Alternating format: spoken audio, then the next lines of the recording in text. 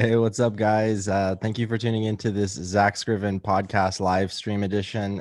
Today we have a really sick lineup. Excuse me. I'm talking with Justin Rowe.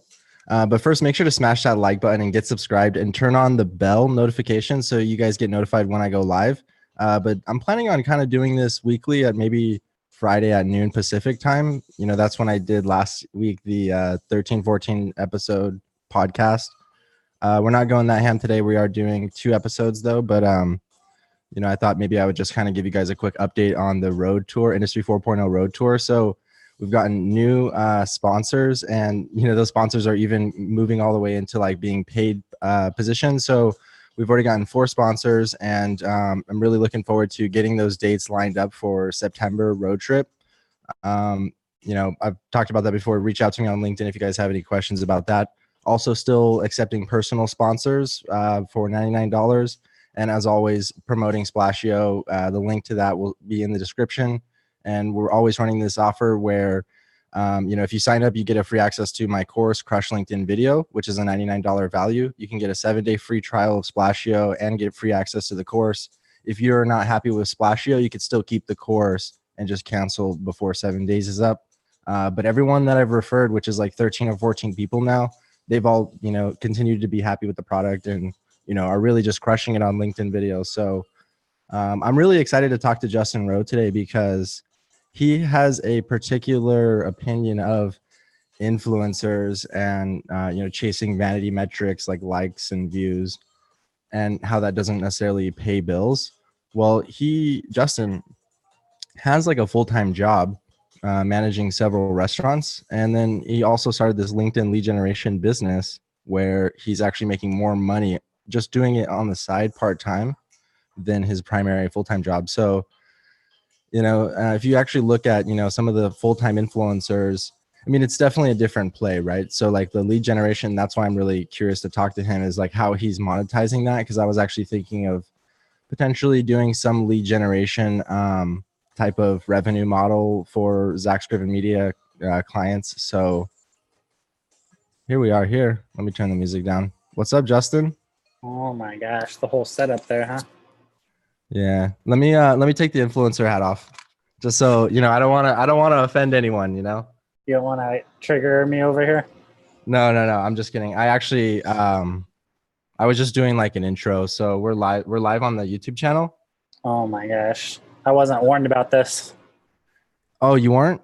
No, I'm just joking. Okay, just don't reveal anything that's confidential. And so I was just telling the audience that, you have a lot of influencers are like, spending a lot of time, they're getting a lot of likes and views, but they're not necessarily getting, they're not getting money, right? But you have a lead generation that business that you do like part-time and it's already surpassed your full-time income. So I got feedback audio right there. Okay. Yeah. So, I was just wanted to get your opinion on that. And I think I told you a little bit about this, like when we initially started talking and kind of where my pullback or aversion to a completely content focused strategy is I dove into that world hardcore. Like when I first came to LinkedIn, you were an influencer. I mean, you wouldn't call yourself that, but that's what you were. Like I would call you that. I was getting 3, 4, 5, up to 700,000 organic views a month. So yeah, I was in that realm, and I was in the circle of a lot of people who were, I guess like the mid tier, like influencers. But I mean, I got nothing from it, like legitimately. I mean, okay, I can't say nothing, but it wasn't worth I didn't find it worth like the time I was putting into it, because anyone who goes down that route, I mean, and you're seeing it. It's work. Like it is make a post and then spend 5 to 6 times that whatever it took to make the post on engaging with people who liked and commented on your post, things like that. Engaging. And I never did anything with pods, but it works the same. Like they just have like a verbal or written agreement. Yeah. Or you just have your own list of people like, all right, I want to engage with, Quentin Allums, Sam Lister, Shay Rowbottom, Jack Gaisford, like all those people, just because I actually really like their content. But so in a way though, that is kind of like Yeah. kind of a pod type. And even if you never like legitimately had a conversation with them, it would be like this understanding because you guys are in the same space. And if you're liking and commenting every single one of their posts, like they're going to return the favor, or you're probably going to lose interest and be like, you know what, I'm putting all this time and energy into supporting them and they're not supporting me. This isn't really working out. But that's basically how it goes. And pods just have that like agreement. We'll support each other. Whereas anyone can do it themselves. Like if they just go out there and support like every one of Sam Lister's, and yeah, I like his comment too, or his content too, and I like Shay Rowbottom. If you just hardcore supported them, like they would end up supporting you. And because of the LinkedIn algorithm, your content will be a higher priority on their feed because you guys have that like back and forth. So they'll be more likely to see your content. And it's the same way with like connecting and direct messaging. If you have conversations, like legitimately, if you have conversations back and forth in the message box, magically their newest post just appears at the top of your feed. I've noticed that. So, I mean, all of LinkedIn's algorithms are triggered now by like human behavior, like basic human relationship building behavior. So it's really good for like normal people who want to do it, and it's less incentivized for pods. Like there's not pods don't give as big of a boost as possible. When a post gets clicked through via link shared in a message, or like if it doesn't get as much brownie points for the algorithm as if you were just scrolling on the feed and had a natural engagement. You're like, oh, I see, your most recent post, and then I naturally wanted to respond. Yeah, if it's shown on your home feed and you engage with it, then it gets like, I guess, more points, whatever you want to call it. It's more authentic, right? And I think, everyone is posting, many times per day. Like there's no way I could even comment on any like, of all of Shay's posts and yours and, Wayne's. But, if we just resort to the feed and just naturally filter, naturally the better content will surface. Like I'd rather see, Shay Rowbottom's highlights than, like her worst videos, right? If I was going to choose some, why not choose the better ones? The algorithm naturally does that. And her what is it? Her Post Malone video, that was actually really funny. Like she does good stuff. So what I would say to like influencers, whatever you want to call them, people who are spending a lot of time on LinkedIn and creating an image for themselves, what they need to do, in my mind, is cross over and stop. Like you have to put your focus on like the bottom line, like making money. And you can't just assume that if I get enough views, if I get enough followers, it'll just magically turn into money. Like if you're not making money on LinkedIn with 1,000 followers, you're not going to make money on LinkedIn with 10,000 followers. Like you have to find a way to monetize the influence you have and then scale that up. You can't like get the influence and then try to figure out how the heck you're supposed to monetize. So like, honestly, like my one thing with like even Shay Robot, like she makes beautiful videos, like, and she's funny and she's hilarious, but I legitimately couldn't tell you what it is she does for businesses. Right. I mean, I assume it's video related, but then, she says she outsources the editing. So, I mean, she's not an editor. She's like that personality, and I'm sure her company does amazing things for businesses, but I couldn't tell you what it is. And it would be my same maybe critique for you. Like I see you out there kind of like building the influence, building the following, but I would love to see more details of what it is like you actually do for companies, how that translates for them, how that benefits. And oddly enough, like that's the kind of content that gets you the most business. Like I had a post that was just, 750,000 views. Like probably now it's like closed in on 1 million views. And it got me maybe like 2 leads on clients. Maybe like 5 leads, maybe 1 new client. And then I've had posts with like 10K views that landed me like 5 new clients. But it's because like I showed legitimately, hey, this is what I did for this client. This was the process we want. And people are like, oh, that makes sense. That's what he does. That could apply to me. Let's give him a call. And like, that's what translates to business for me. So I stopped spending as much time engaging in the community around me. And I started, I'm big in like direct messaging now, in the DMs, and making like more laser focused like content. And I only post like 3 times a week. You just see me pop up because I engage with other people, but I only make like 3 posts a week. Yeah. This is actually really kind of leads into the next conversation I was going to have with Wayne. It was because he was saying, that I've done a really good job at like monetizing my following and kind of sharing that process. So I want to talk about my monetization. I got to let my dog in because he's scratching at the door. So Wayne, if you want to say something and say hello to Justin. Can you hear me here, Justin? How you doing? Yeah, pretty good. How you doing? Good, doing well.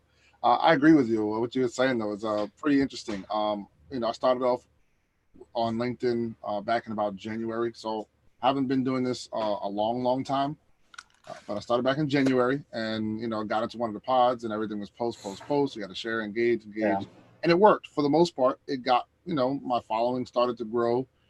People started to notice me and see that I had decent content, or what I was sharing was somewhat interesting at least. And but as someone who had just lost a business, my wife and I had a daycare for 4 years. We lost the daycare. We had a couple other businesses as well that all kind of just crumbled down at the same time. I needed money. I have 4 children, married. I'm like, I need to make some money like right now. And so everybody's saying, LinkedIn, let me try this out. Well, I didn't make any money on LinkedIn from January to like March or April. But so something clicked one day, and I was like, well, you know what? Everybody's telling me this is what I need to do, and I need to try something different because this isn't working. So I stopped posting as much content and started to, like you said, just engage with other people in the timeline and the news feed. I still did the pod thing, but I started to more focus on the people who were just showing up on my timeline. And I started doing certain types of engagement on, with their stuff. Like I just started to go to their posts and would comment, and just because I wanted to. And from there, I started to notice a difference in what was happening is they would comment on my information. And then when they saw my content or my video, I started getting messages saying, hey, I like your video. I want to have a chat. And I was like, cool. So then I started saying, hey, if you want to have a chat, you want to have a conversation, shoot me a message. There's a link. All of a sudden, I started getting leads. And I was like, wait a minute, this doesn't happen. It hasn't happened for months. And so from, I would say like the end of March to April, May, June, about till the beginning of July, consistently now I've been having at least my minimum, I want to have at least 1 conversation a day, or I'm having 30 conversations a month, 30 appointments being booked actually. It's not because 30 appointments being booked. Yeah, every month. Okay, I need to this is why I brought you guys on, because I need to make that connection, over into like booked leads and being able to track that for my clients, because while I do a great job at the video production, ideation, and distribution, right, with my network, like it's converting that into leads and sales. Like, and I have done that. So some of the ways that I monetize is my course, which is on Udemy. So it's like my get start, like just getting my feet wet, first course. That's done about 75 students. So, the revenue on that is not really that high, but it's kind of gearing me up to launch my next course, which is going to be basically everything I've done in the last year, my video process, my workflow, like getting a LinkedIn business page and a business YouTube channel off the ground, and like getting a consistent workflow. Right. So I want to show just real quick my desktop number 2. Can you guys see this? All right, so that should be the live stream. So, but here is I want to pull up one of my clients' YouTube channels and just kind of show you the we started a year ago, and we're just about to cross 1,000 subscribers. And so all the video, here it is right here on my feed. And so, Intellic integration, I mean, basically that's how I monetized it. Was I found a paying client that got me paid to do video and paid to, basically be on LinkedIn and get the message out on LinkedIn. And so, this is the channel right here. So we distribute these videos, not only on YouTube, but also on LinkedIn as native videos. And then, we also have a podcast. So just kind of help them really get this off the ground. And it's been working really well, So about 6 months in is when those leads, organically started coming in. And let me pull up their LinkedIn page real quick. So basically what I focus on and is like helping them get that message and story out on video, cutting it together nicely. I have a video editing team, and then, you know, kind of posting that on their behalf. And it's only really clients that are in the industrial automation industry, which is like kind of where I transitioned as an engineer into. So I already had a lot of network in that industry and my specific knowledge. Click on his thing real quick. It says see more. Click right there on where it says see more.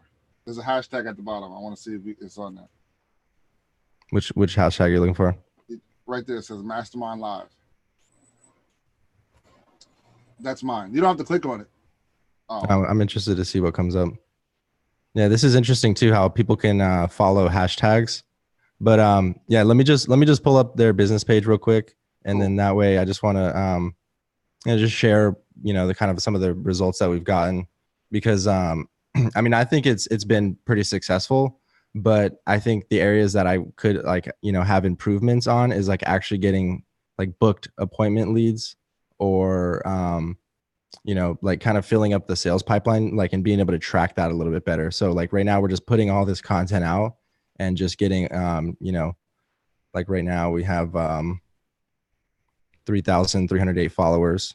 Cool. And if we kind of look at the followers over the last year, it just kind of, there was a pivoting point where it just kind of skyrocketed. We posted this one video that kind of went viral, and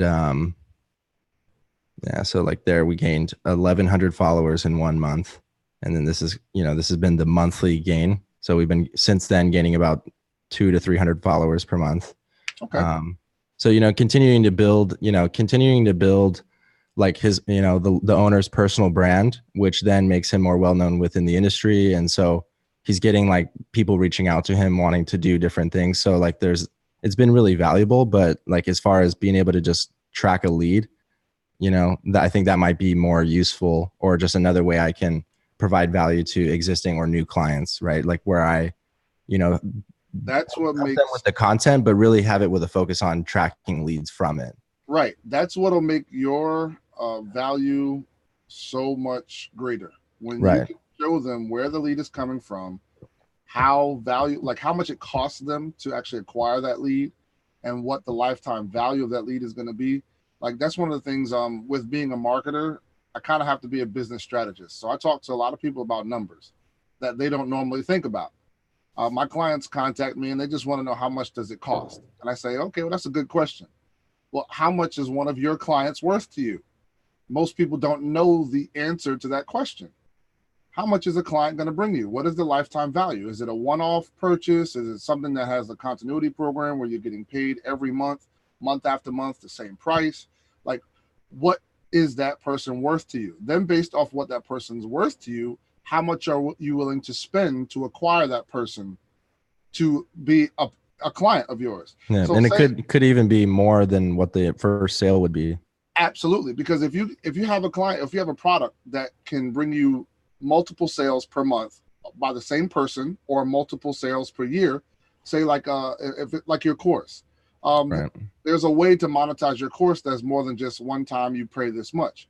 You can say, hey, I'm going to constantly add new content to this course, and you get access to this for $97 a month.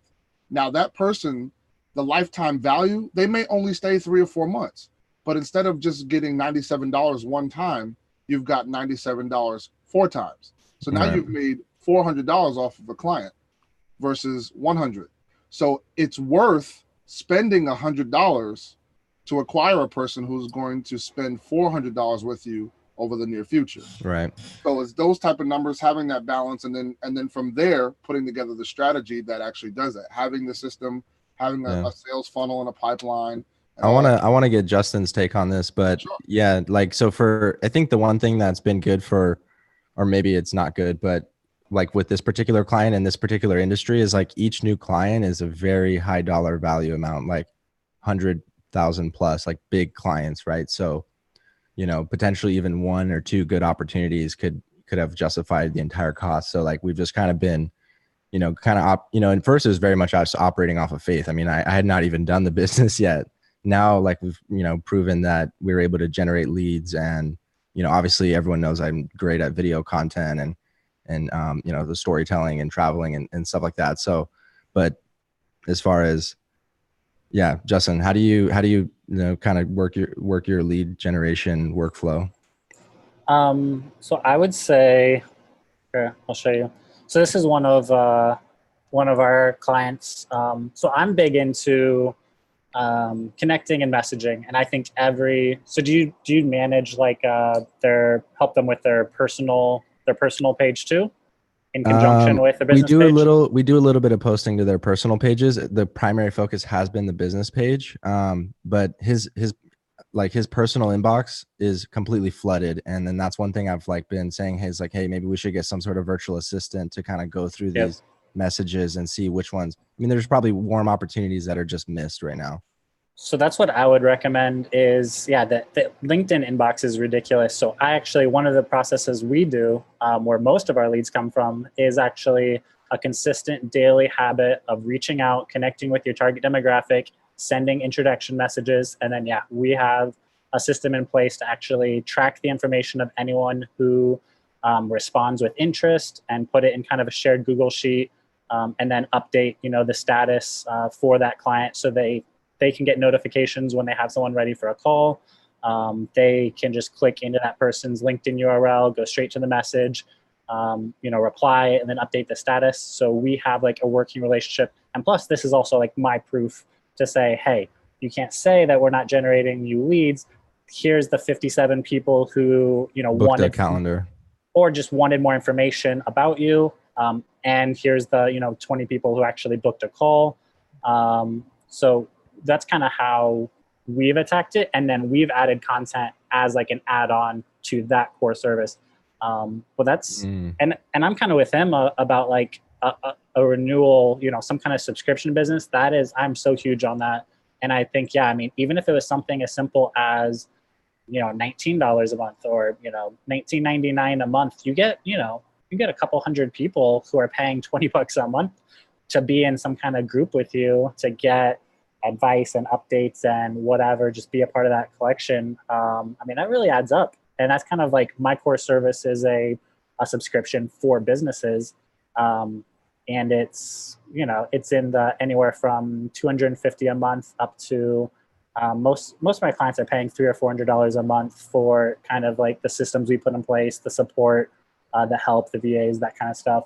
Nice. But, we've built it up from, I had one client in September of last year, and now we have 57 monthly clients.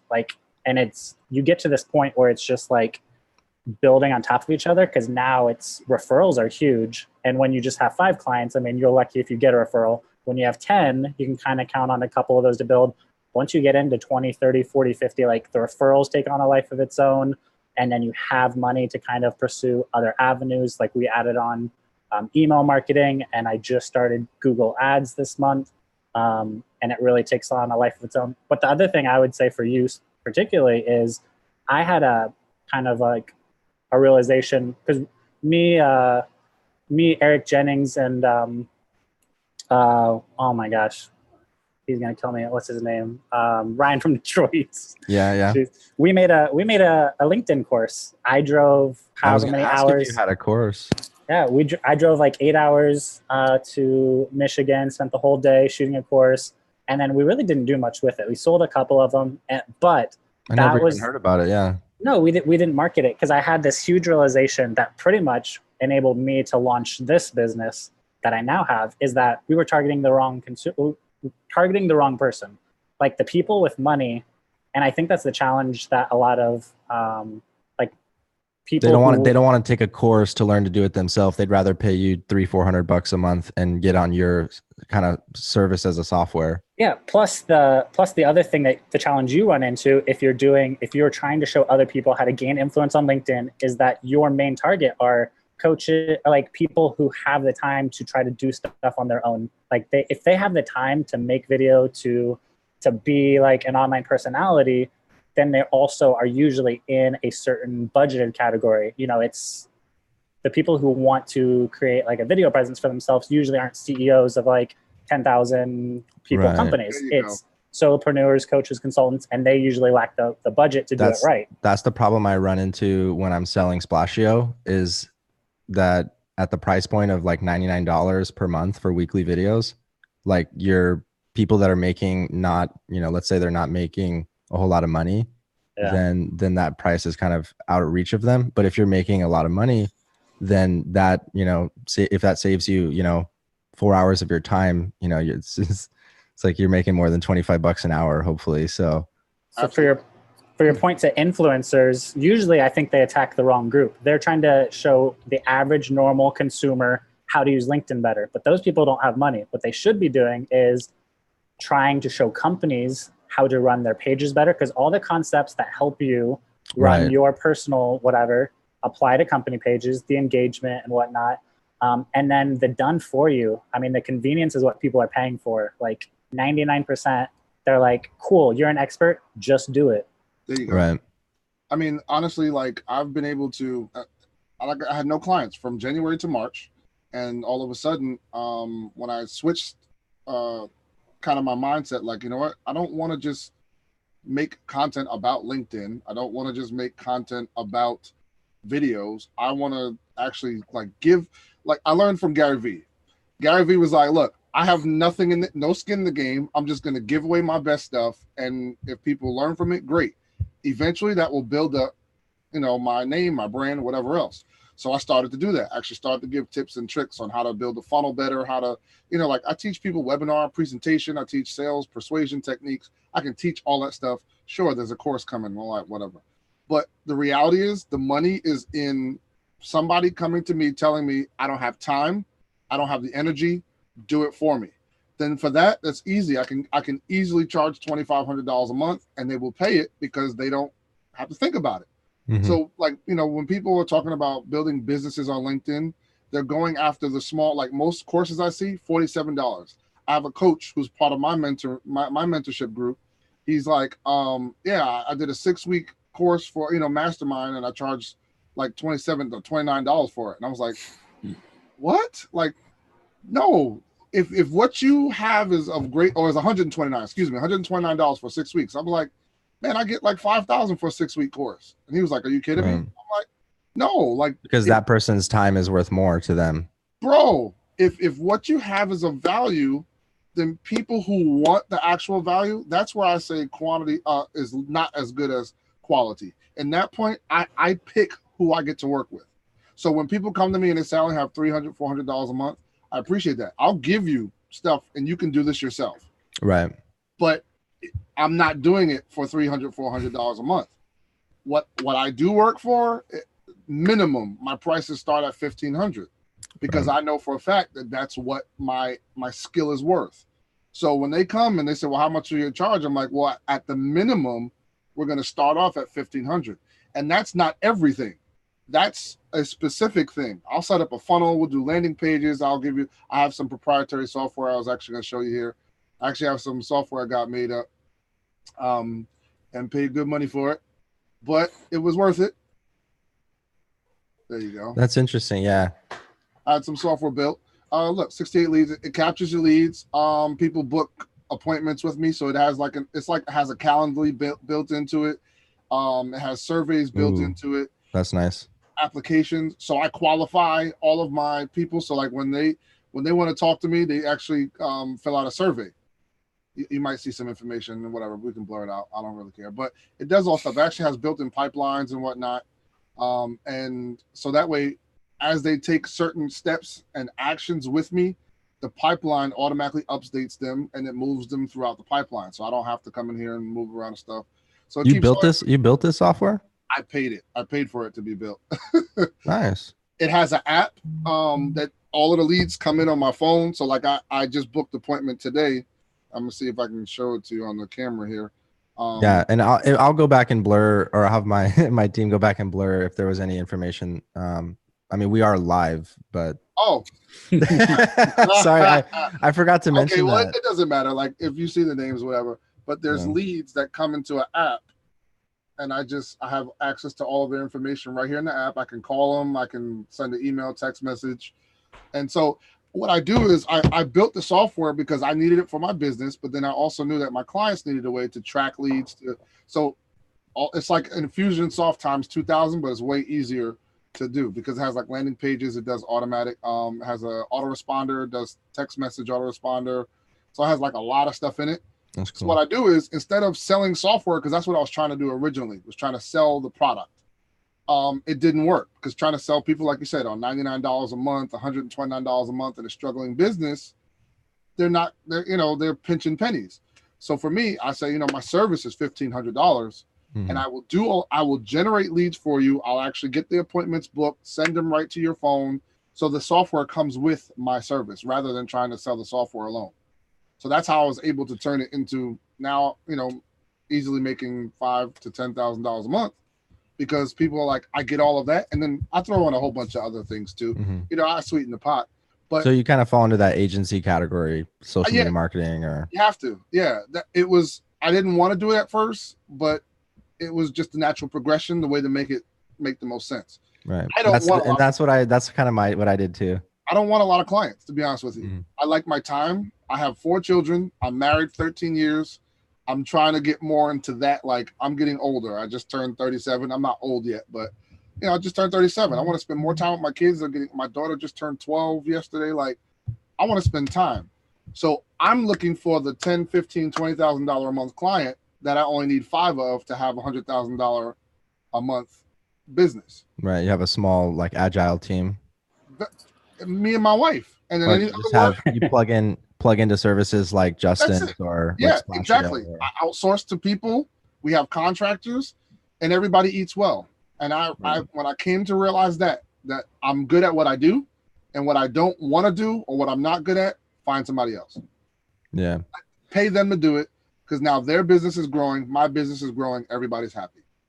Yeah. So I kind of have like that one, client that's kind of been like my case study. So what I really would prefer to do, and I'm getting more leads now as far as people wanting me to do for them what I did for my, my client. And so what I'd rather do though is like kind of develop a course around just packaging that information up, and then say, rather than, hiring me for $1,000 a month, $2,000 a month, take this course for $9.99, and then it'll help you set up those systems that I basically would set up myself anyways. You don't have to pay me, right?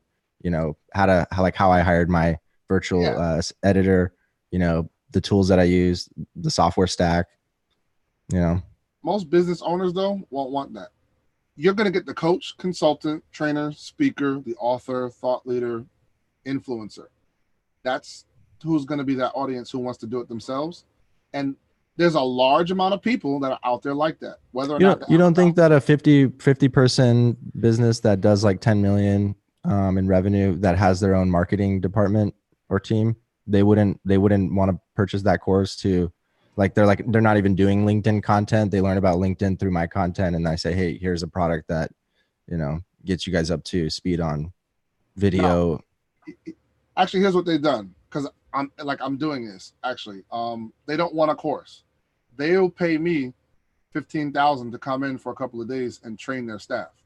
They'd pay you more for that than they would a self-study course. They don't want to do it themselves.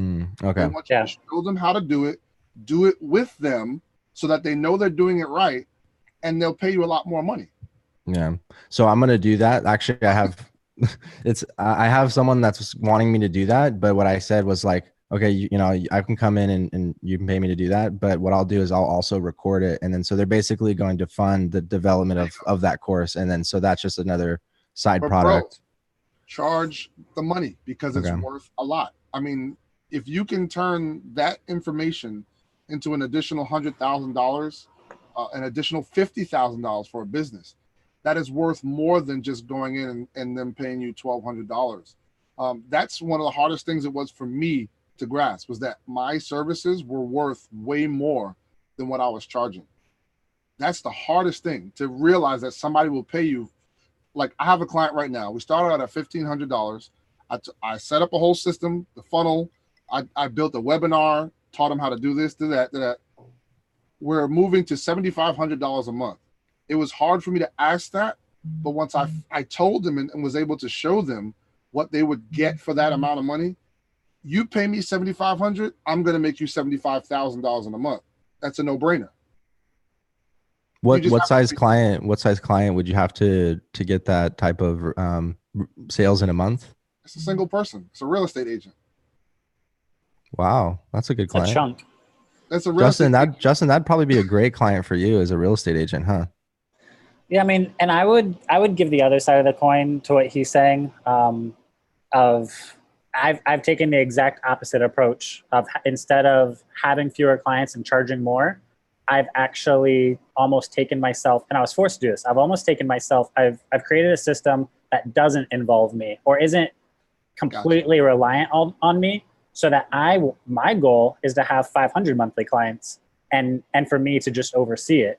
And I was actually forced to do that because my day job one of my primary focuses is I'm the managing owner of 4 restaurants, and that takes up a chunk of my time. So I was forced, if I wanted to scale this, to develop other people, develop process, use tools, software, VAs to execute my ideas. And it allowed me to charge other people who do LinkedIn lead gen, like they're charging $1,500, $2,000 a month. I'm charging, usually my core package is usually $500 or $600 a month, but it's because the only thing I do is I personally create the search groups that we're going to work from. I finalize the sales copy, messaging, the strategy, but then almost all aspects are handled by other people. We, use a tool to kind of connect a message. We use virtual assistants to manage the inbox and give replies that I've written and the client's approved. We have a process that doesn't involve me. And then I do a lot of hand-holding, sales calls, closing the deals, customer. Do you have a web interface, like where someone who signs up with an account for you has like a portal that they can, add or remove services or kind of sell themselves on it? Explain that a little more. I'm not sure I quite understand. So, businesses like Wayne, it's the deal is pretty much done. Like, you get on a Zoom and you hash out the details. Maybe you send a proposal because it's like a bigger deal, right? But if you're doing very small transactions, but many of them, you want it to be like a software automated kind of system where they can just, sign up, enter in credit cards. It automatically creates the subscription and then kind of plugs you into your architecture, and then they'll service it. It's pretty much, for some reason, people really like to, even when they're spending $500, they like to get on the phone and talk to someone, which is interesting to me. But I get it. So we do have a website. We have it all listed there. They have a form they can fill out. I have a lot of it automated. So they get funneled to my website. They have a form they fill out. I have a freelance salesperson. We call him, the strategy guy or whatever. He gets on the phone, figures out what exactly they want, gives them a price on it. We invoice, they pay it, and fill out an intake form. The intake form triggers my sales copywriter to write the first draft of the targets and the messaging. And then that's the first time that I usually have contact with the client. Sometimes if I didn't take the initial call, is I review the strategy, change the messaging, and then go over it with the client. And then they approve it. We're off to the races usually. And then it's like weekly or bi-weekly reporting. And even on my website, I really struggled. Is automated or? It generates automatically. Right now, that's still one thing that I'm then also updating, but I'm in the process of then having a VA. So the reporting is done automatically, but then I'm like taking it and sending it to the client. I'm about to have someone else do that. Okay. So the only reason I asked that question is because, with the deal that I got with Splasheo, I want to actually do an update because I'm kind of keeping my followers updated on my affiliate earnings for that platform. So basically Splasheo is the company, or it's the process that I wanted to develop, like that I knew needed to create. It's a company I would have created if it didn't exist. And then when I found it, that's why I knew it was like a perfect match. So because like I myself can't edit hundreds of people's videos, right? And edit the captions and, make it look all pretty. But that's what Splasheo does, like perfectly through kind of a software interface. And then, so to me, it's kind of like a service as a software. So it's actually people behind the software, web page doing the video editing and captioning by hand, delivering that back to you, via Dropbox link, into your email. So what I do then is like, and I'm going to probably find products and services for like at each layer or at each level of your journey. Like if you're just starting out, like you're probably not going to be, buying Justin's service or buying Splasheo, right? you might be using free services, right? So I'll do free tutorials. And then, as that person walks through that journey, maybe at one point Splasheo becomes the right service for them. So then I link them to my affiliate page, and then I get a 25% recurring commission. So I already have like 13 or 14 affiliate referrals. So, if they went for the base package of $99, then that's a $25 monthly recurring income. So I actually just got my first affiliate payout today. That was $150. And so I was like, wow, now I can actually help. My goal is to get 100 by this year, which would be 2,500 plus monthly, passive income. And it's the way I kind of view it is like, it's an extension of Zack Scriven Media. So like, I can still do my thing, make those connections and help people, and then refer them to services that I couldn't have even competed with myself. Like, I'm not a builder really. I'm more of a, like, on that selling side. And so that's kind of where that kind of made sense for me. So like, if you had an affiliate program, then I could, say, hey, check out this service from Justin and get some sort of payout or something, like, or even just use your service for my, niche set of clients. So. And that's, I started doing, and that's kind of why I kept my price low. I've actually been doing white label service, which was a new term that I didn't even know about until like last year. But now, other than referrals, that's the other like biggest growth of my company is we start on one salesperson, or we start with like the CEO of a PR firm, and they have a plethora of just clients, and they're like, oh, this is great. And we manage all these media outlets for our clients.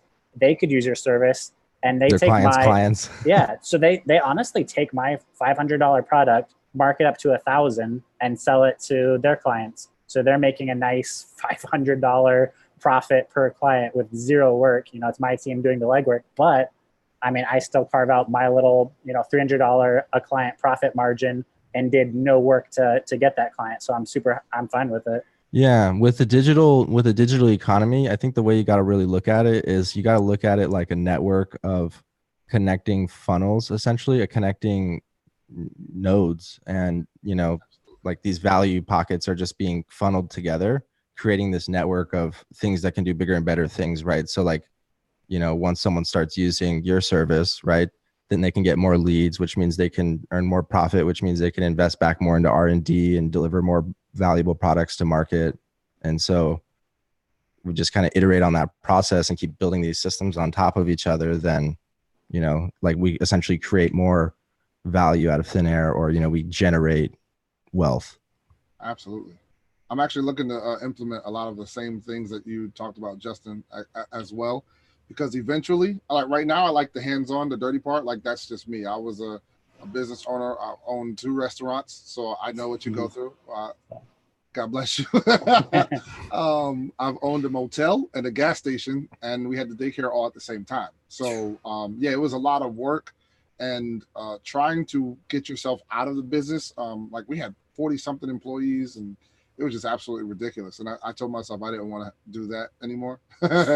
So I'm doing the work now. I like the hands-on creative process. That's just kind of who I am. I like that kind of putting the funnel together, watching the pieces actually like connect, and then watching the clients say, oh, I got a lead and it came on my phone. And, the whole thing is still very, I guess I enjoy it. However, in the next couple of years, my goal is to definitely work myself out of this business, because that's the way to build more legacy. I mean, I could pass something like that on to my kids and, like, you don't have to do anything, but here's a business that generates, $10,000, $15,000 a month. And, you just make sure that you do these few things, it will work for you. So right now I'm enjoying this whole process. Like, actually, I think I'm on LinkedIn right now. I am a handful away from 7,000 followers. Like, that's impressive. That's impressive, dude. I know you admitted to using pods and stuff, but that's pretty impressive growth from 1,000 to 7,000 in just 7 months. Man, I've been on my phone and on my computer some days for 5-6 hours at a time. Mm-hmm. Like, it's one of those. Well, see, at my point where I had nothing else. Like, I had lost my business. We had some partners, it went south. Everything just collapsed at one time. So you can't really you can't avoid those things except for not picking those partners. Well, I know that now, Yeah. But at the time it was like I was desperate. So if I didn't spend 6 hours on the computer, there was no money coming into my house. Like if I didn't spend the time, my kids went hungry. My wife, she got a job at a real estate office and was helping them. And I was trying to get, clients. I really was into real estate, lead generation, all that kind of stuff. And nothing was working. I run Facebook ads. I do that wonderfully. Nothing for me, nothing. All of my clients, they're like, turn it off. We have too many leads coming in. I'm like, I can't take it, Turn it off. But I spent hour after hour after hour, and then I just started trying things that I didn't think anybody else was doing. Like one of the things I do, and I started giving this away. Like, I don't care. What I started doing was going to everybody's posts, and if they had more than 20 comments, I would just go and like every single comment on their post. Every single comment. And then I would just do this for hours, 3 hours, just go. Generate a lot of activity. 1 month, I just jumped up to 1,000 page views. It was ridiculous. It just jumped up, and all of a sudden I was getting 20 and 30 connection requests. So then I optimized my page, switched it over to the follower thing where they just click follow, and I kept doing it. And all of a sudden I watched my follower grow. So at the present moment, I'm getting 50 to 100 a day. Just doing that, just going on people's posts, liking comments. And if somebody has 700 comments, I will sit there and like every single comment. I would say this, my advice to you when you're growing your network, because I'm about to hit the 30K soon, and I wish I would have built a better foundation and knew some things early on, is you would be wise to be intentional about who your network is. So when you go to these posts, who you're liking, you might be getting a mix. What I highly encourage is do that, but also specifically target a position type in industry and send 50 connection requests a day to that group and fill your network with your ideal clients. That makes sense. The network, the way I visualize it, it's literally like a brain, Yeah. And so you're training, your network is like a thumbprint. It's unique to you. There's no one else that's going to have the same network. So it's you want that brain to be dense, and you want those connection paths between the nodes to be close together and tightly coupled, right? So it's Absolutely. you just spam a bunch of random people, right? It's just kind of like this scatterbrain, Yeah. So it's you kind of get that little. That was the progression. It started off with everybody, and then I was then you kind of focus it in. That I need to look at what their content is. It's similar to mine, and the people that they're reaching are similar to the ones I want to reach. So then I started hitting them. Of course, the viewership goes down, and the followers start to decrease a little bit. But it's been quite a fun journey doing this. So now the attention that my profile is getting is one that on a regular basis I get messages. I just create a piece of content, and now I'm getting messages, and I get leads on a regular basis saying, "Hey, can we have a chat?" Yeah, I love the chat. I want to pull up your profile, and then we'll look at Justin's too. But he's got 30,000, so mine is I'm just starting at this thing. I'm just getting. I feel I'm just getting to the place. Yeah, I in a lot of ways I kind of feel like that too. What do you guys think more specifically about my my kind of model, influencer model, where I'm monetizing the content itself, right? Through brand deals or sponsorships, like the road trip that I'm working on, getting businesses to pay to fund this Industry 4.0 documentary where I travel, across the United States for, an entire month and visit these industries and then kind of feature these companies as sponsors of it. I love it. You like it? I love it. I was going to ask you to teach me how to do it. It's not necessarily super scalable, but the way that it does, sorry, I'm getting distracted. The way that it does become scalable is that over time, the more views I get and stuff like that, the more brand deals I do, the more I could charge, So, yeah, man, I really liked this. Can you see this here? I really like this header. Yeah. I try a lot of things okay. So I optimized my profile. So that was more about what people get versus what I do. So like if you look at my headline, it says monetize your message, build brand authority. Oh, I spelled attract wrong. Thank you. Attract and land your dream clients on and offline. So it's not about me. It's not about who I am. It's about what they get from being connected to me. And so it's like, you know, some persuasion sales thing. The same thing with my about section. I talk a lot about the experiences that I have, the things that went wrong and the things that went well, and why that qualifies me to be a person that they need to be connected with. And it seems to work very well where people are like, hey, I read your profile. I loved it. I need to, you know, I want to be in touch. I want to, you know, I want to connect with you. So yeah, I do a lot of engaging. Michael David Chapman. Uh-oh. Yeah, he's a good dude, man. He was the one that helped me out the most. He put me on. I got to give him credit. Nice. He helped me out. And he would tell me, he was like, stop worrying about the views. Don't worry about views. Don't worry about views. Look at the engagement. If people are engaging, boom. Don't worry about the views. That's something that a person getting a lot of views would say. Well, that's what I'm saying. He was having like 100,000, 900,000, whatever, and I'm getting like 90. He's like, don't worry about the views. And it didn't really click until there it is. There you go. This is the visualization, kind of similar to what I was thinking about. Yeah, man. This network right here. And the I call it the pond theory. So like my group of connections is like my little pond, and right. You have your pond, and all these people. I think what people don't realize though, like when they're trying to become influencers and they're trying to post a lot, is when you're adding like actual buyers, actual decision makers into your network. These people have less, like actual buyers on LinkedIn who don't spend time on LinkedIn. They're not influencers. Right? They have less than 500 connections. So you only need to make 2 posts a week to freaking dominate their feed. You don't need to be an influencer or even like post every day to dominate the feeds of actual buyers. Like, and I probably didn't even mention this. Like the whole reason I even switched, like 5 years ago, I was a GM for a Taco Bell. Like the whole reason, kind of like what he was saying, I dove into LinkedIn because I wanted like more options. And that's how I got connected with investors to switch over to the ownership role. And then I doubled down and just dove back into it. But yeah, I mean, he never liked, engaged on any of my stuff. He just bought. He just like searched LinkedIn for restaurant operators in my city. And at that time, I was the most visible restaurant operator in my city, not in the world and not in all of LinkedIn, but the most visible restaurant operator in my city, which is actually really easy to do. But you don't think of it like that. You're trying to be like this big fish in all of LinkedIn. Like you don't need to do that. You just need to dominate the small areas of buyers, you know, and where they live. That's for you. That's it. Taz Weatherly does a great job at this. She's a real estate agent in Idaho.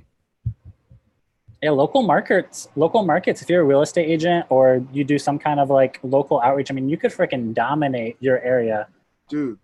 Well, actually, that's what I sell to real estate agents. I tell them that I make you the top agent in your area. You become ace one. Like, if that's what you want, that's what's available to you. And most people, like you said, they think so much on a grand scale. So take the neighboring 2 or 3 towns from where you are and be the top, like the only person, become the only choice that people know, hear, and will go to.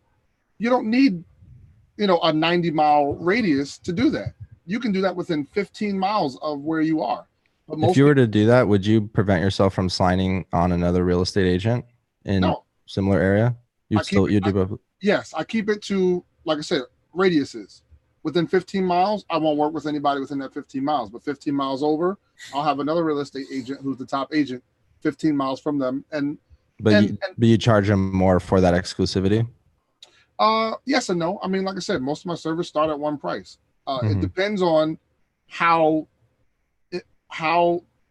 vigorous they want like how fast they want to grow. It depends on how big they want their brand to be. Then the services scale, because sure, I can get you on television. I can get you on the local news as the premier. There's a lot of things you can do. Well, let's say if you have like a 10-mile area, there might be a dozen or 2 real estate agents, let's say, for that area. Or if you did one, you could have certain impact, right? That one real estate agent might, shine above all the other ones. But if you had 2, then I think 2 could be more powerful than 1, and the service would still be valuable to each of them individually. in a way, some ways they would compete against each other, but really it's about getting the right person with the right agent. So it's like, if you kind of, and maybe they even collaborate and do videos together or something like that, and kind of together they're more successful than if, you know, you're like, oh, I'm only going to work with Sally because, you know, I can't work with Joe. You know? What do you think? What do you think? But dealing with real estate agents, absolutely not. They because the more people involved, the less money. Like, they're thinking of it as, if I'm only getting a deal a month, like, you got to think in terms of how much they make. So that's why it comes down to the numbers. Right. Depending on where you live, like my client that's paying $7,500 is in California. They're selling $1 million houses. That's an average. So they get a $7,500, $6,500 commission check. In other areas, like in Missouri, where I just moved from, the houses are only $200,000 and $300,000. So their commission check is a lot less than $7,500. So when you have too many in an environment, depending on the market, some, like where I am now, Long Island, it's not a big seller's market. Like, I mean, it's a seller's market. It's not a big buyer's market. There's not a lot of houses, and the houses that are for sale are not the best ones. So everybody is trying to sell the same houses. Well, so that's, for me, that's a good thing, because now I can charge more to tell you I can get you the most sales. And so having a second person telling them I'm going to get you the most sales, that becomes like a kind of like a conflict of interest. Just like with an agent, right. Okay. You know, they once you sign a contract with an agent, you're not supposed to work with another agent type deal. You know what I mean? So I tell them I'll work with you in this area, but outside of that immediate area, I'm going to have other agents. What do you do to get the content? And that's a good question for both of you guys. I use more of a paid strategy where less content is necessary. Actually, for me, LinkedIn was an experiment. I'm very familiar with Facebook ads, YouTube ads, Google and Instagram, those type of paid platforms where you pay to play. You put in $1, you get out 2. You put in $1, you get out 3 or 4 as you get better with it. So doing the organic reach thing was very new for me. And that's where I specialize, is I basically just make a shit ton of video content. That was not me. I was like, make 5 or 10 videos, put money behind them, and show them to everybody. And it works, you know, but now I'm learning both strategies work. Right. So for me, with an agent, they don't need a lot of content. They just need the right type of content once or twice, and then you just pump that content to as many people as possible. Like real estate videos only have a budget if it's like $1 million home, because, you know, to get someone, like, how much would I don't want to do real estate videography, but if someone were to pay me to go out, shoot the entire property, get drone footage, edit it together, and then like publish that, like it'd be like a few $1,000s at least, you know. So absolutely. So it depends on your market. It definitely depends on the market. So I tell them I don't do the videos. Take pictures, make a post, and you pull them into a funnel where you get their name, email, and phone number. And it's that simple. You just share it to as many people as possible. So that's my take. What do you think, Justin? I honestly take the same approach of the organic traffic is honestly kind of a backseat to other more, like, I don't want to say better ROI drivers, but they're quicker. They're quicker to the punchline. Right. Like, most of my clients are too impatient for the however 4, 5, 6 month runway of creating enough organic buzz to close a deal. Like, they want to, all of my magic happens connecting with the right person and introducing yourself. Like, that's that's outbound.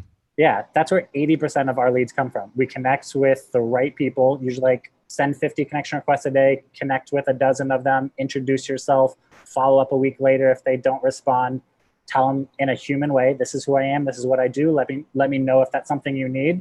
And then how I handle content is kind of an afterthought. This is my core offering. This is what gets the leads.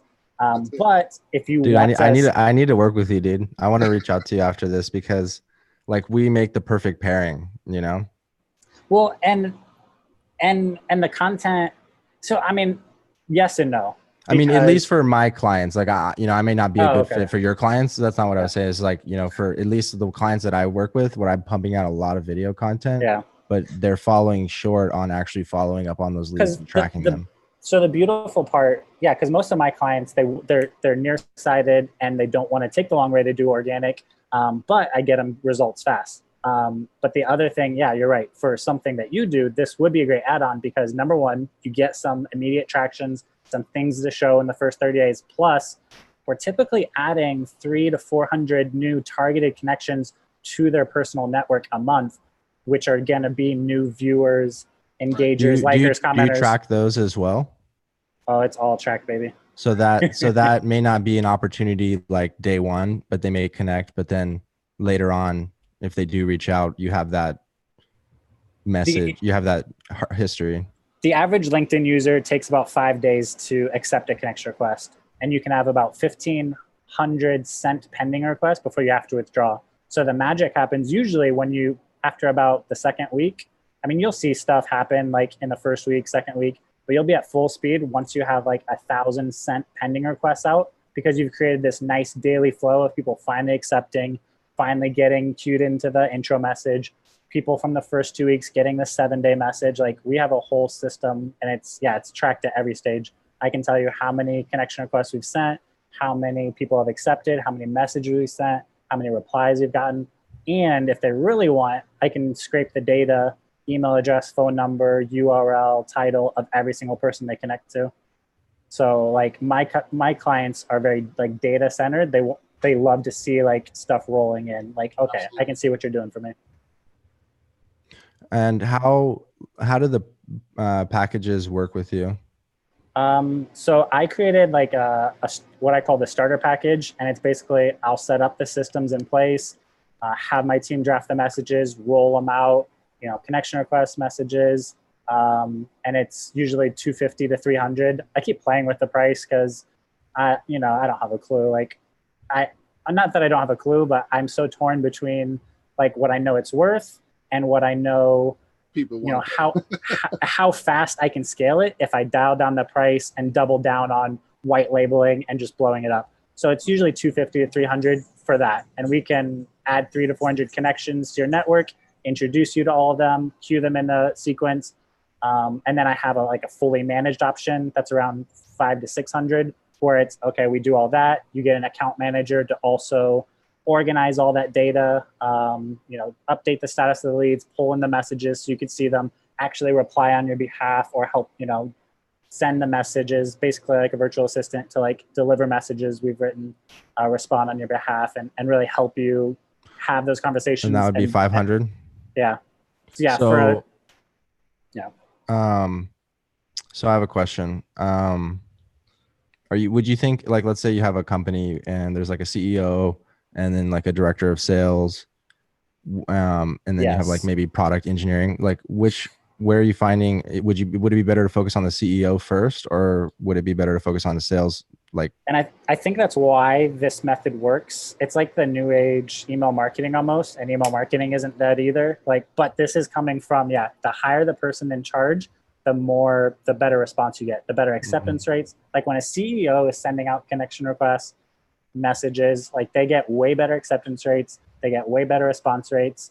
And I wouldn't do I have like one of my companies is like a Fortune 1000 and they have my service on 3 of their sales reps and they freaking kill it because they follow up on every single lead I give them.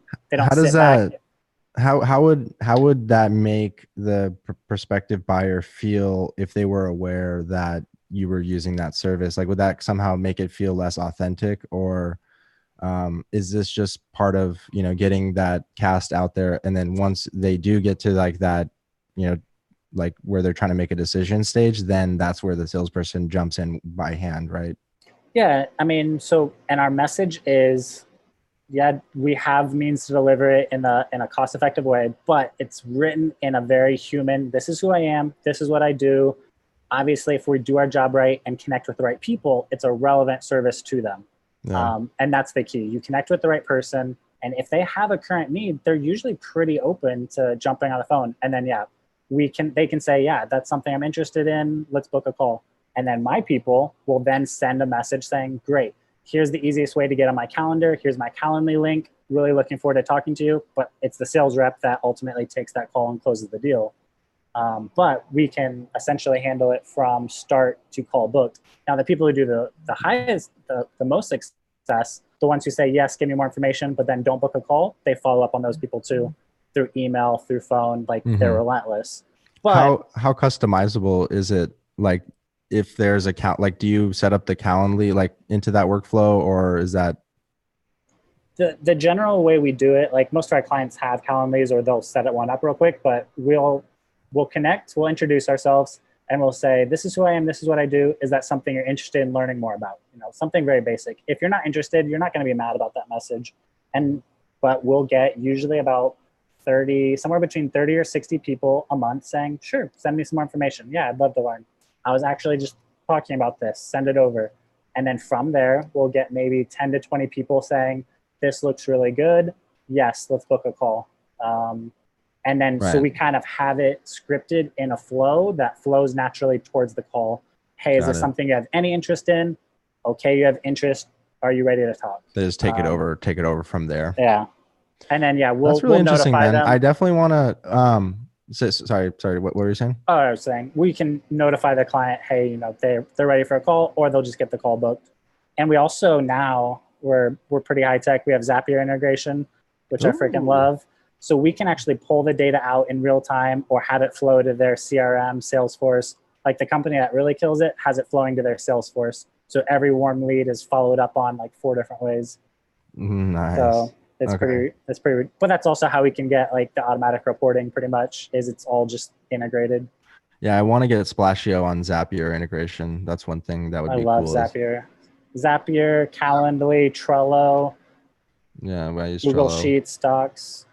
My life. Well, we all might need to talk, because that's what my software actually does. The purpose of the software is to get rid of having to have multiple. I mean, Zapier is still good. I use it to like on leads on Facebook to go right into the CRM, but it is a CRM. It does automatic follow-ups. It has all of the stuff that Salesforce has as a pipeline. It does a whole lot of good stuff. So if you're interested, we can check it out, man. That'd be fun. Yeah, when you showed that, it honestly looked really good, because I mean that probably could eliminate some different steps. And because a lot of I honestly stopped working with like solopreneurs, coaches, consultants, because they lack the time, ability, and skill to follow up on warm leads. They want it handed over to them, and they a lot of times they lack all what's necessary to actually work the leads I'm giving them. So instead, I started working with mid-sized companies who have 2 or 3 sales reps. They have the skill and time to work it. But I mean, yeah, so something like that would probably be maybe allow me to bring back some of those demographic and put the system back in, so where they can just have it kind of like handheld through the process. Yeah. I mean, let's check it out real quick. You know, I don't know if you have to go soon. We'll try to wrap it up here pretty soon, but you know, I know Wayne, you said you got to go at 1, right? Yeah, I'm good. I have a call in about 25 minutes. Yeah. Just because I'm curious, I want to can we take a look at it real quick? Yeah. Let me. Do you have a demo or a website or? Yeah, hold on. I'm gonna show you. I'm gonna share my screen with you. I'm gonna log into a client account. If you could do one where I don't have to censor any of the data, that'd be nice. Yeah, that's not a problem. I have a client account. Okay, sweet. I'll show you. Do you have a client account for yourself? Actually, I do. Yeah. I do the same thing for Zack Scriven Media, the video and production engine. Zack Scriven Media, my own YouTube channel, is a client of my own video company. All right. Zach, I actually do have to run right now. Thanks, Justin. I appreciate it, man. I love you guys, Justin, but nice to meet you, man. Connect with me, or I'll connect with you, and I definitely want to check out your software. That sounds really good. But I'm getting another client call now. Everyone. All right, man. Peace out, Justin. Thank you. Bye, guys. All right, so I'm going to share my screen with you really quick. All right. All right. It's called My Lead. Okay. It's My Lead app. So, and basically, this was one I was using. I was a contractor for another marketing agency. I did Facebook ads for them, subcontracting. But so I stopped doing it about 2 months ago. But basically, I can go back. Let's see, from like. Let's see, when did I start working with them? Let's do a March. See what kind of leads we got. Did we do it? Was like, oh, that's what I need to do. Schedule appointments. Submit it. All right. So it has like 66 scheduled appointments. Okay. There were 49 leads generated, 66 scheduled appointments, and this actually does tasks as well. So like what you have with Trello, you can actually put in here and automate it by whoever is using the software. Right now it's just their name, so it's not a big deal. But basically, yeah, you can click on here and it opens this whole thing up and shows you their information, name, email, phone number, blah, blah, blah. You can go into the stages they are in a pipeline if there is. Has the lead history, so they came into your pipeline, they booked an appointment. Your appointments will show up, like there's custom fields, and we're still building this out at the present moment. So like every contact, it'll record how often you contact them. Talks about the interactions, the pipeline. You can add notes to, their things. And what is it currently what does it currently integrate with? You said LinkedIn and Calendly. No, it actually has it has a built-in Calendly, like I'll show you. Okay. This is an appointment scheduler. It's built in, so you can create an appointment based off certain criteria, and I'll actually go to the appointment page so you can see it. But this is basically the appointment page. It would select the slots. This one's only set for a couple of days. But yeah, you'll be able to select the slot, put their name, email, phone number in. They click book appointment, and then it'll forward them to whatever website or page information you want them to have or to go to. It has a lot of built-in features, which is pretty cool. You can actually put a video on this page. Oh, sweet. Yeah. So what I do is there's another section here that's a survey.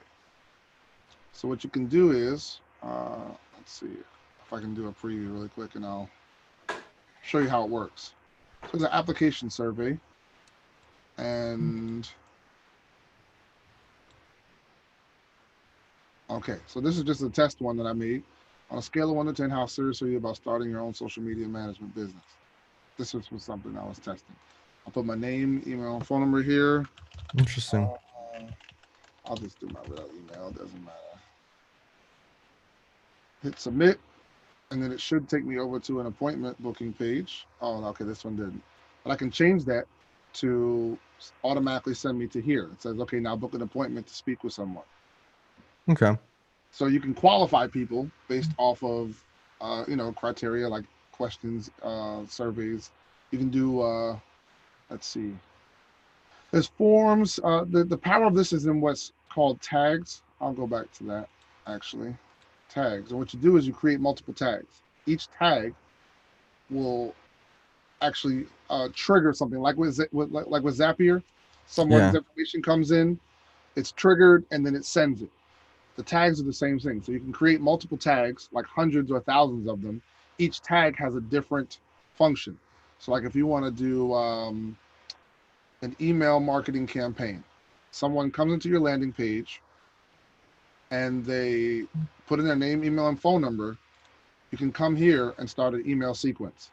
So once a tag fires off, it'll send them a welcome email. You can wait a day. So it has a built-in autoresponder, and you can also do it with text messaging as well. That's pretty sick. Account. Yeah, so you can automatically send text messages out. So this works for webinars, for everything. Like if somebody registers for your webinar, if you have a live event and you want to, keep people informed about the event, you can have. This seems like it'd be pretty good for like people that are just running a business kind of by themselves. They don't have like maybe this is kind of just does everything for them. Oh, but you can actually assign employees. Oh. So if a person has a sales team, each salesperson can have their own account. Sweet. Yeah. So there's actually like you can set up QR codes to trigger actions. So when a QR code is like scanned, it'll trigger tag fire or things like that. There's enterprise settings here where I can set up employee. So would you consider it like CRM? Oh, it's very much in that category. Yeah, it's a CRM that has a sales pipeline. It does landing pages. Right. Has Calendly functionality. Has also like kind of a MailChimp kind of almost type of email marketing platform. Yeah, more like Active Campaign. But yeah, so like here's people. Phone. This is like the lead bank. You can see where the lead came from, their IP address. Of course, you can delete it from here. Based off of the campaign that you got the lead from, you can search through the campaign, whether it's a survey or an appointment. You can base them on the score, like how new of a lead they are, how warm they are. Okay. And then, so this was basically through those forms or through those landing pages or through those appointment booking pages. That's how the information gets tracked, essentially. Everything gets tracked and pulled in, and then they go into a pipeline. And from that pipeline, you can automatically set up offers. So if you do have something like Splasheo, you can automatically have them pull into a pipeline, and once they're sold, they're sold. Right. They signed up for, or they reached out to me, or they signed up for the 7-day trial. They stayed as a paying customer. You can move them as long as they, if they go take a survey or if they fill out a form, whenever a tag is fired, it can trigger and send information to the pipeline, and it moves them automatically to the next stage. Ooh, that's interesting. Yeah. So if you have any offers, this thing also does like sales pages, or like shopping cart pages, so you don't have to have a separate thing if you have an offer. So it is good for an agency. It's good for a solopreneur. But if someone has a team, each sales member can have their own time. I knew. It's funny. I wish we got to this before Justin left, because this does kind of make sense. In a way, this is kind of what his system was also doing, but it looked like he was using like Google spreadsheets and just kind of more of a manual system. But what does the pricing model kind of look like? Well, I was doing something like $97 a month. And there's, I can turn per user. Yeah, per user. I can turn on and off features, but I stopped doing it like that because it was more like, you get my service, everything comes with me. Right. So if they're paying me $1,500 a month, or if even it was $1,000 a month, the software is included because it helps the whole process of getting leads and turning them into customers. And you'll sign them up for an account via My Lead and mark it up to them, or will they subscribe to that separately of the contract? No, it's just I give them an account. I just created an account because I have the master. And you paid to build this software. Oh yeah, I paid to have this software created. It's really impressive, man. Paid a lot of money. Yeah, over a long period of time, and it's been in the works for about 3 years now. Partnered with a developer that I met, and yeah, it was just a no-brainer for me. So yeah, I mean, it's pretty cool. Like, we were working on the landing page builder, but the idea was supposed to replace like a ClickFunnels, and replace ClickFunnels, ActiveCampaign, Salesforce. Yeah, it seems like it does all those functionalities. It does. Well, I mean, Infusionsoft alone is like $4.99 a month, man. Like, Salesforce is expensive. All of them. And so I could sell this at a lot less, and it does way more than those other softwares do. So I just never, I didn't want to get into the whole.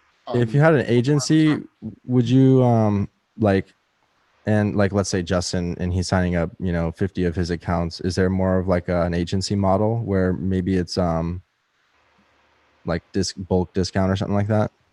As far as like having their own software system?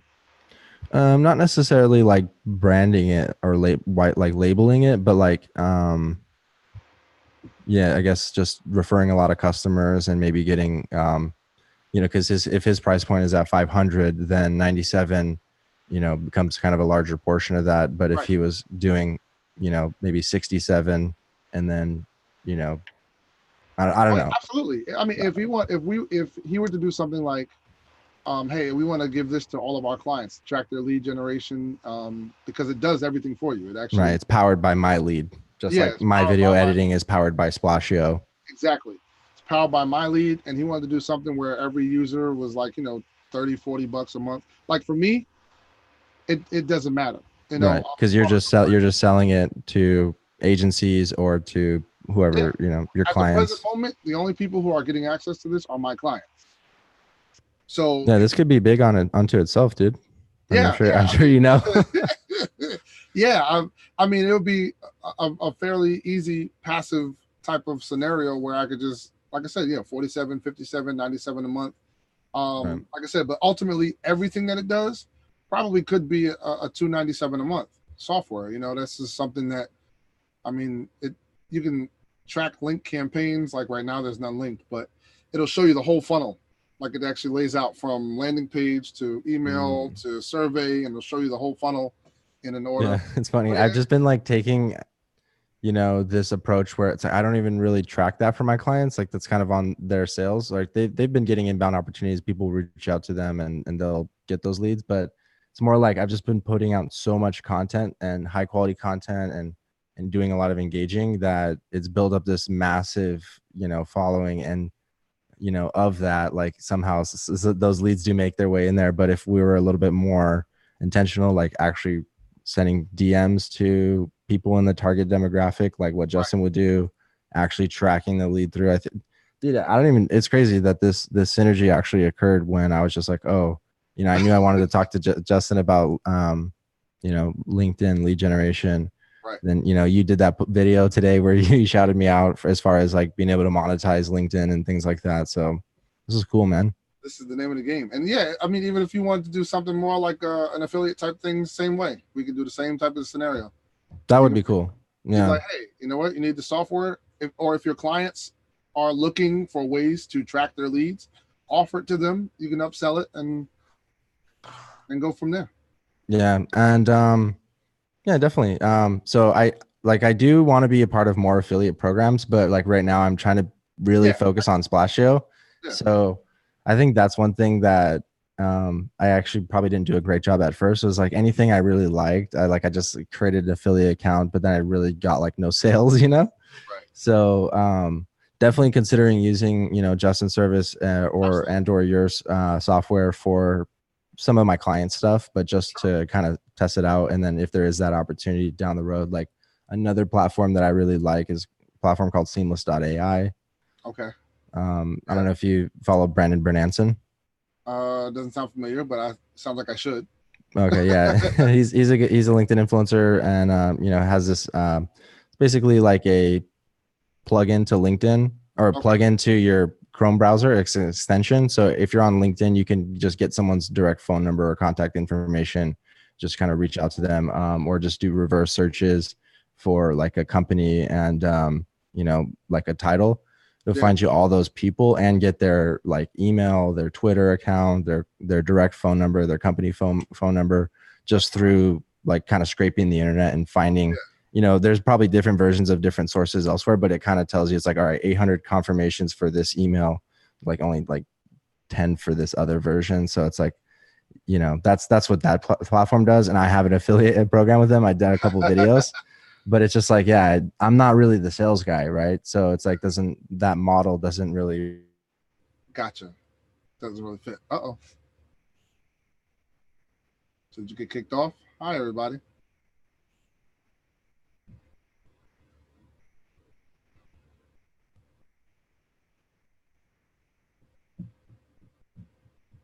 Hey, so I guess Zach got cut off. Yeah, but he's a great guy. And I'm really interested and looking forward to connecting more. All right. I think maybe that's it. Oh, there you go. Yo, you there? Yeah, there you go. Sorry, dude. My laptop died. So yeah, I guess that's a good time to end it. That's it. Like that, yeah. Good stuff, man. But it was a pleasure. I appreciate it. Appreciate the opportunity, man. I look forward to connecting with you more. Thanks, man. Thanks for sharing. And to anyone listening, I mean, this podcast was pretty much packed with value. I really enjoyed it. So thanks, man. Cool, man. Thank you so much. All right, peace out. Have a good day. Bye.